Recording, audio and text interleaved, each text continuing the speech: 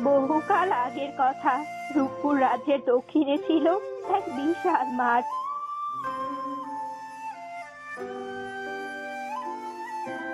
সেই মাঠের এক কোণে এক ছোট্ট কুড়েতে বাস করত দীনেশ নামের এক কাঠুরিয়া। কাঠুরিয়া তার স্ত্রী অনিতার সাথে সুখেই দিন কাটাতো।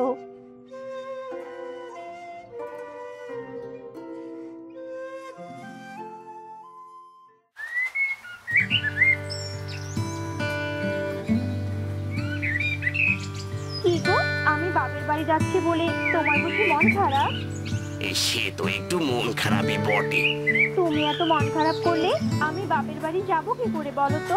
আমার কি যেতে ইচ্ছে করে? আমি যাব না। আরে গিন্নি, অলক্ষণে কথা বলছো কেন? তুমি বাপের বাড়ি যাবে সে তো ভালো কথা, বাড়িটা একটু শান্তিতে থাকবে। কি বললে তুমি? আরে তুমি না থাকলে বাড়ির কাজও করবে না, সারাদিন তো বাড়ির কাজ করো। তুমি না থাকলে বাড়িটাও শান্তি পাবে তোমার থেকে। আর আমিও না, মানে তুমিও যাও গিন্নি, তুমি দুদিন বাবার বাড়ি গিয়ে থেকে এসো। আচ্ছা ঠিক আছে, তুমি ভালোভাবে থেকো, গেলাম আমি। অনিতা বাপের বাড়ির উদ্দেশ্যে রওনা হয়। এদিকে অনিতাদের বাড়ি থেকে বেশ কিছুটা দূরে এক ছোট্ট ঘন বাঁশবাগানে থাকতো এক ভয়ঙ্কর পেতনি।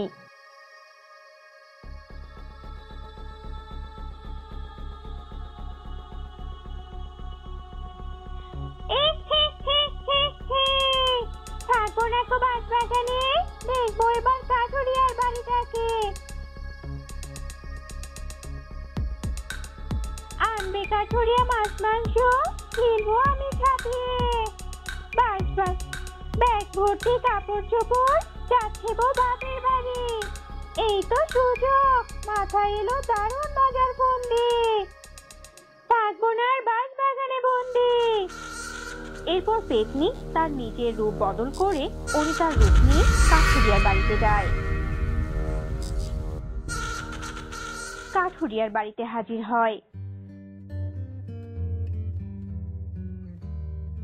গিন্নি, তুমি ফিরে এলে যে, ভালোই তো চলে গেলে, আবার এলে যে। তোমাকে ছেড়ে যেতে মন চাইলো না গো, তাই তো ফিরে এলুম। আমার আর শান্তিতে থাকা হলো না। এই যে শোনো, বড্ড খিদে পেয়েছে, যাও তো বাজার থেকে মাছ মাংস নিয়ে এসো। এই রে, শুরু হলো, জীবনটা আমার পুরো তেজপাতা করে ছাড়লো।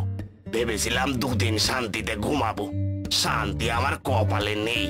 শ্বশুরের বেটি আমায় একদিনও শান্তি দেবে না। এই যাচ্ছি যাচ্ছি।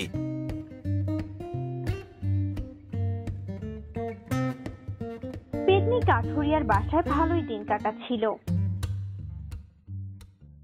কিন্তু একদিন পার হতেই ঘটে এক অঘটন।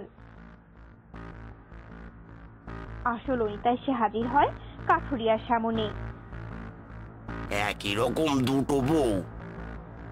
চোখের সামনে দুটো অনিতাকে দেখে কাঠুরিয়ার চোখ যেন কপালে ওঠার মতো অবস্থা। আরে এ কে? একদম আমার মতো দেখতে। তুমি কে? হ্যাঁ, তুমি আমার মতো দেখতে? তুমি কি বহুরূপী? ওগো দেখো না, নকল বউ সেজে তোমার কাছে এসেছে কে যেন। ওগো, তুমি ওকে তাড়িয়ে দাও। ওগো, ও মিথ্যে বলছে, আমি তোমার আসল বউ, ও নকল বউ। আমি আজকেই এলাম বাপের বাড়ি থেকে। আমি কি করে নকল হই বলো? ওগো, আমি আসল বউ। আমি যে তোমায় ছেড়ে এক মিনিটও থাকতে পারি না, তাই তো অর্ধেক রাস্তা থেকে তোমার কাছে ফিরে এসেছি। আমি জানি বউ, তুমি আসল, ও নকল। এই বেরিয়ে যাও এখান থেকে। নকল বউ সেজে আমার কাছে এসেই যা ভাগ বলছি। কাঠুরিয়া আসল অনিতাকে চিনতে না পেরে বাড়ি থেকে তাড়িয়ে দেয়,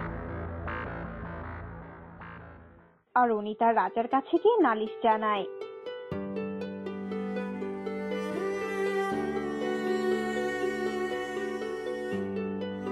প্রহরী, ডেকে আনো কাঠুরি আর তার বউকে।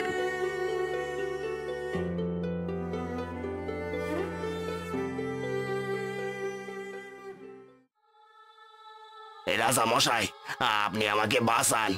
এই এক বউকে নিয়ে আমার যত অশান্তি, এখন তো দেখি দুটো।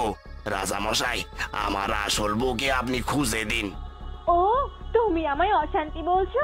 তোমার সাহস তো কম না, একবার শুধু প্রমাণ হোক আমি আসল বউ, তারপর তোমায় দেখাবো মজা।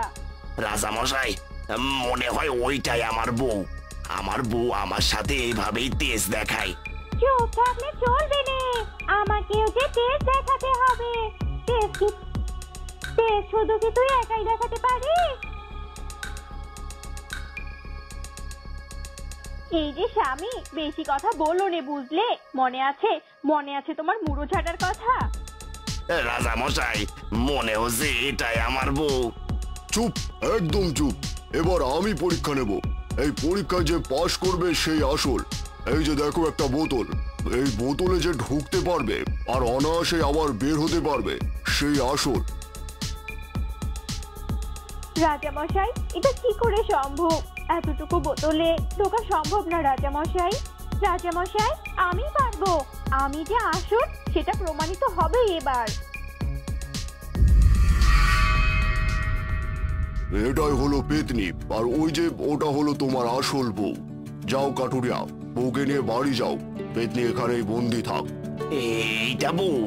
নিজের বউকে চিনতে পারো নে? বাড়ি চলো, দেখাচ্ছি তোমায় মজা।